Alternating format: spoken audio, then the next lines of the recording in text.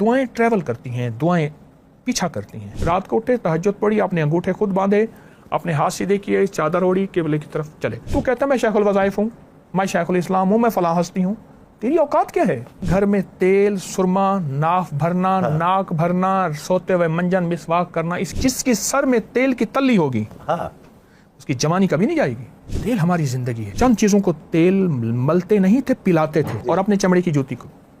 چمڑے کی جوتی۔ اماں مجھے فرماتی ہیں پوہ کو مراد دسمبر کی سخت سردی، اور میں سخت سردی میں کمبل وغیرہ اوڑھ کے باہر بیٹھتی تھی، بیٹا تو پیٹ میں تھا، اور میں تیرے لیے دعائیں کرتی رہتی تھی کہ اللہ جو بھی ہے اس کو یہ دے دے، یہ دے دے، یہ دے دے۔ ساری رات شبینہ سنتی تھی۔ میرا ایک گمان ہے اور خیال بھی ہے، اور اکابر کا، اولیاء کا، صالحین کا، بڑوں کا تجربہ ہے، دعائیں ٹریول کرتی ہیں، دعائیں پیچھا کرتی ہیں، اور بد دعائیں بھی پیچھا کرتی ہیں۔ بعض اوقات بندے کا، بعض اوقات نسلوں کا۔ لوگ کہتے ہیں اس کو کسی کی دعا ہے۔ خیر بھی 7 نسلوں میں، اور اسی طرح جو اور اکٹھا جو نہ کرنا حلال اور حرام کا، وہ یہی دعائیں پیچھا کرتی ہیں۔ اماں اپنے میرے دادا کا فرماتی تھیں کہ جب ان کا آخری وقت تھا تو ایسے دعا مانگ رہے تھے، اور دعا مانگتے مانگتے ایسے ہاتھ چھوٹ گئے۔ اور پردادا کا جب آخری وقت تھا، پردادا 1933 میں فوت ہوئے، دادا 1960 میں۔ پردادا کا آخری وقت تھا تو اسی دن شام کو ہر بندے سے الوداع، ہندو سے، سکھ سے، دوست سے، مسجد سے بھی الوداع، جس قرآن کو پڑھتے تھے اس سے بھی الوداع۔ کیا کہ زندگی کا پتہ نہیں۔ رات کو اٹھے، تہجد پڑھی، اپنے انگوٹھے خود باندھے، اپنے ہاتھ سیدھے کیے، چادر اوڑھی، قبلے کی طرف چلے۔ اللہ گھر والوں نے کہا آواز نہیں آ رہی۔ صبح گھر والے اٹھتے تو چلے گئے تھے، اور دادا کی قبر سے 6 مہینے تک خوشبو آتی رہی، لوگ مٹیاں لے جاتے تھے۔ بڑوں کی دعائیں ہیں۔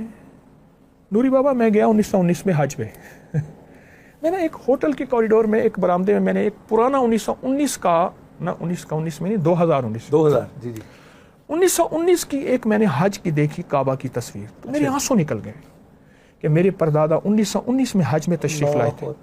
میں نے سوچا طارق کیا دعائیں مانگی ہوں گی؟ آج تو کہتا ہے میں شیخ الوظائف ہوں، میں شیخ الاسلام ہوں، میں فلاں ہستی ہوں۔ تیری اوقات کیا ہے؟ یہ ان کی دعائیں، یہ تیرے ہی دم سے ہے رونقیں، تیری جان جانے جہان ہے، وہ کمال حسن حضور ہے کہ گمان نقص جہاں نہیں، وہ یہ پھول خار سے دور ہے، وہ یہ شمع ہے کہ دھواں نہیں۔ یہ ان کی دعائیں ہیں۔ تو کون ہے؟ 1919 میں آئے کیا؟ 19 میں تو والد صاحب ہی پیدا نہیں ہوئے تھے، 36 میں پیدا ہوئے، اور وہ 1919 میں۔ اللہ اللہ۔ اچھا یہ کچھ آپ کو یاد ہے؟ جیسے مجھے یاد ہے میں شروع میں وہ تیل لگانے سے بہت بھاگتا تھا، اور میری چھوٹی تائی جی وہ پھر ان کے پاس کے بیٹھ جاتا تھا گھٹنوں میں جیسے وہ سر رکھ کے۔ کیا معمولات آپ کو، یا سرما جیسے آپ اکثر اس کی وفادیت بتاتے، اس کا کہاں سے آغاز ذرا بتائیے؟ ابھی بھی ہمارے گھر میں تیل، سرما، ناف بھرنا، ناک بھرنا، سوتے ہوئے منجن مسواک کرنا، اس کی آوازیں لگتی ہیں سوتے ہوئے۔ ٹھیک۔ اور تیل، ماں فرماتی تھی گھت سرچ تیل دی تلی تے کیوں جوانی گلی، جس کی سر میں تیل کی تلی ہوگی اس کی جوانی کبھی نہیں جائے گی۔ وقت سے پہلے بڑھاپا، کمزوریاں، دماغ، یادداشت، نظر نہیں۔ تیل ہماری زندگی ہے۔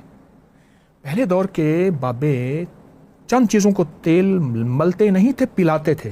جی یہ بھی میرے بالکل سننے، اپنے بدن کو، سر کو، آپ بسام کا اکثر وہ ذکر کرتے ہیں، ناف کو، جی، اپنے ڈنڈے کو، اور اپنے چمڑے کی جوتی کو۔ چمڑے کی جوتی،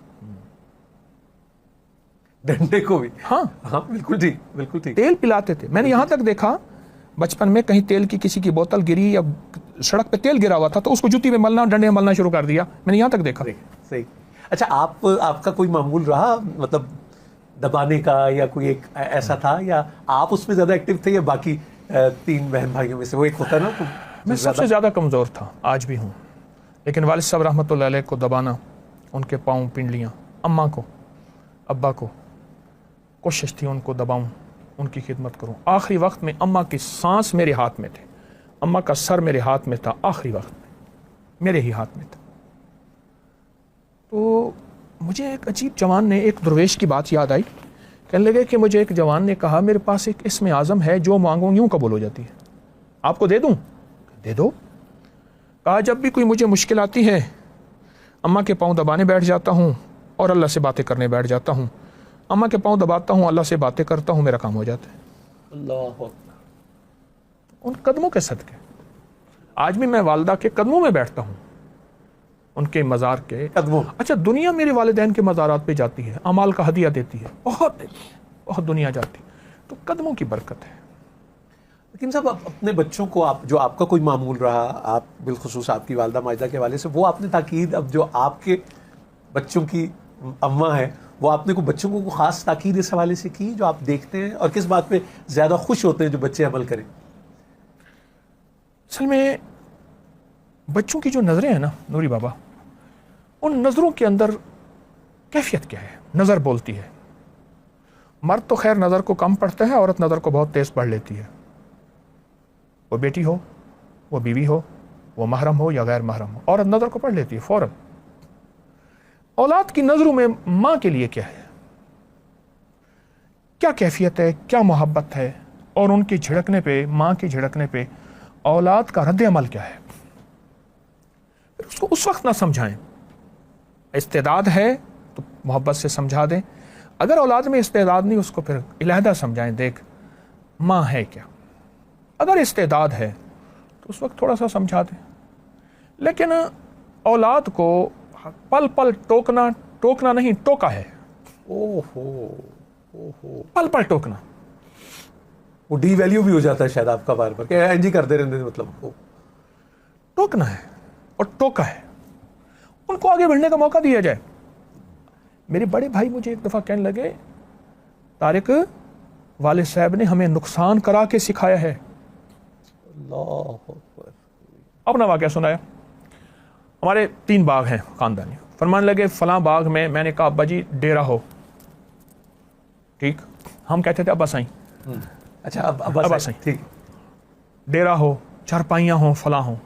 फरमाया चोरी हो जाएगा हर चीज़, मैंने कई दफ़ा बना के, मैं नहीं अगर बनाओ, कह मैंने चारपाइयाँ, डेरे, उसमें खाने पीने पकाने सामान वगैरह रखा, हर चीज़ मैंने खर्चा कर दिया।